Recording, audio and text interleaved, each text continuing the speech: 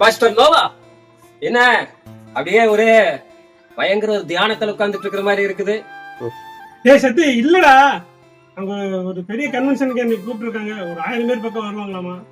என்ன செய்தி கொடுக்கறது வேற தெரியல. அதனாலதான் மோகன் சி அண்ணாவோடது, கார்த்திக் கமலியோடது, அகஸ்டின் ஜெயக்குமாரோடது, வின்சென்ட் செல்வகுமாரோடது பெரிய பெரிய கூட்டத்துல பேசினவங்களுடைய செய்தியெல்லாம் கொஞ்சம் அப்படியே கலெக்ட் பண்ணிட்டு இருக்கேன்டா. ஏதோ ஒண்ணு பேசணும்ல, நம்ம பாட்டுக்கு எதுவும் வளர்க்க கூடாதுல.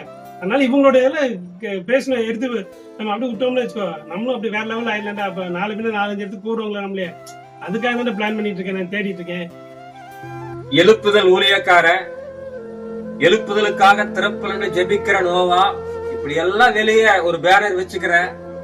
ஆனா பிரசங்கத்துக்கு அடுத்த ஊழியக்காரங்க என்னென்னலாம் பிரசங்கம் பண்ணாங்கன்னு யூடியூப்ல எடுத்து தேடி தேடி அவங்க பிரசங்கத்தை கொண்டு போய் அப்படியே என்ன செய்யற, ஒட்டு மொத்தமா எல்லாத்தையும் சேர்த்து ஒரு கலவையா பிரசங்கம் பண்ணிட்டு வர்ற. அப்புறம் எப்படி நோவா உலகத்துல எழுப்புதல் வரும்?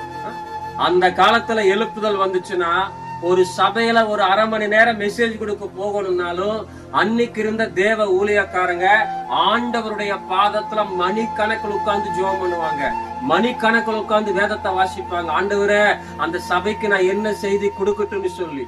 ஆனா இன்னைக்கு இருக்கிற உன்ன போல ஊழியக்காரங்கெல்லாம் தேவ சமூகத்தில் உட்கார்ந்து ஜெபிச்சோ வேதத்தை வாசிச்சோ செய்தி எடுக்கிறது இல்ல. இப்படி யூடியூப்ல பார்த்து பார்த்து அடுத்தவங்களுடைய மெசேஜ் எடுத்து காப்பி பண்ணி எல்லாத்தையும் ஒரு கலவையா நின்று பிரசங்கம் பண்ணிட்டு நான் பெருசா பிரசங்கம் பண்ணிட்டேன், எழுப்புதல் கூட்டத்துல எழுப்புதலா பிரசங்கம் பண்ணிட்டேன்னு சொல்லி மார்தட்டி பெருமையா பேசிக்கிறாங்க.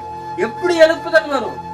நீ தேவ சமூகத்தில் உட்கார்ந்து ஜெபிக்காம தேவ சமூகத்தில் உட்கார்ந்து அவர் சத்தத்தை கேட்டு போய் பிரசங்கம் பண்ணாம மணி கணக்கில் அடுத்தவங்களுடைய பிரசங்கத்தை கொண்டு போய் பிரசங்கம் பண்றதுனால எழுப்புதல் வராது நோவா, எழுப்புதல் வராது. 1000 பேருக்கு முன்னாடி கர்த்தரை கொண்டு போய் நிறுத்துறாருன்னா எந்த அளவுக்கு நீ தேவ சமூகத்தில் உட்கார்ந்து இருக்கோன்னு சொல்லி கொஞ்சம் யோசிச்சு பாரு. சத்தி சாரிடா, ரொம்ப கஷ்டமா இருக்கு நீ சொன்ன காரியம். உண்மையில வருத்தப்படல, என்னுடைய தப்ப நீ உணர்த்திட்டடா. நான் இவங்களுடைய செய்தியெல்லாம் தேடுறதுக்கு முன்னாடி நான் தேவ சமூகத்துல போய் உட்கார்ந்துருந்தேனே, நிஜமா ஆண்டவர் இதை காட்டிலும் பெரிய சத்தியத்தை எனக்கு வெளிப்படுத்திருப்பாங்க. இன்னைக்கு ஒரு தீர்மானம் பண்ணிட்டேன், இனிமேல் சின்ன ஒரு வீட்டு ஜெப கூட்டனாலும் மணிக்கணக்கு அப்பாவோட சமூகத்துல உட்கார்ந்து அவருக்கு தர வார்த்தையை கொண்டு போய் பேசுற ஒரு உண்மையான ஊழியக்காரனா இருக்கணும்டா. தேங்க்ஸ்டா.